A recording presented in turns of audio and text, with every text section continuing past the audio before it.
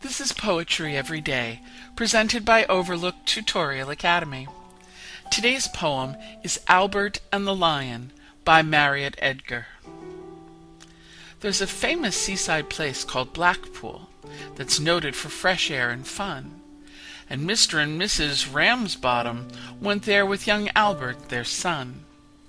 A grand little lad was young Albert, all dressed in his best, quite swell, with a stick with an 'orse's 'ead 'andle, the finest that Woolworths could sell. They didn't think much of the ocean. The waves, they were fiddlin' and small. There was no wrecks, and nobody drowned it. Fact, nothing to laugh at all. So, seeking for further amusement, they paid and went into the zoo, where they'd lions and tigers and camels, and old ale and sandwiches too. There was one great big lion called Wallace. His nose were all covered with scars. He lay in a somnolent posture, with the side of his face on the bars. Now Albert had heard about lions, how they was ferocious and wild. To see Wallace lying so peaceful, well, it didn't seem right to the child. So straightway the brave little feller, not showing a morsel of fear, took his stick with his 'orse's 'ead 'andle and pushed it in Wallace's ear. You could see that the lion didn't like it, for giving a kind of a roll, he pulled Albert inside the cage with him and swallowed the little lad whole.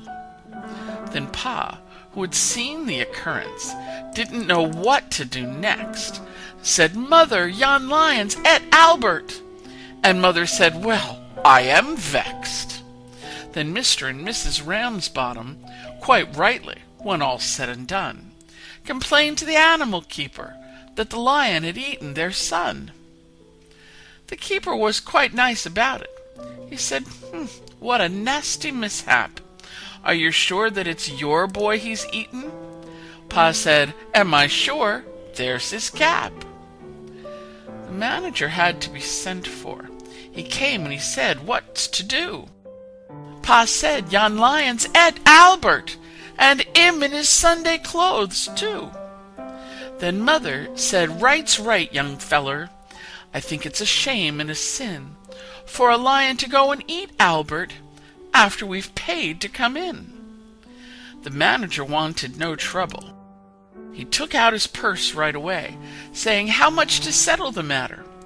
And Pa said, "What do you usually pay?" But Mother had turned a bit awkward when she thought where her Albert had gone. She said, "No, someone's got to be summonsed." So that was decided upon. Then off they went to the police station in front of the magistrate chap.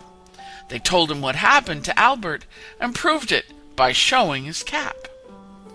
The magistrate gave his opinion that no one was really to blame, and he said that he hoped the Ramsbottoms would have further sons to their name.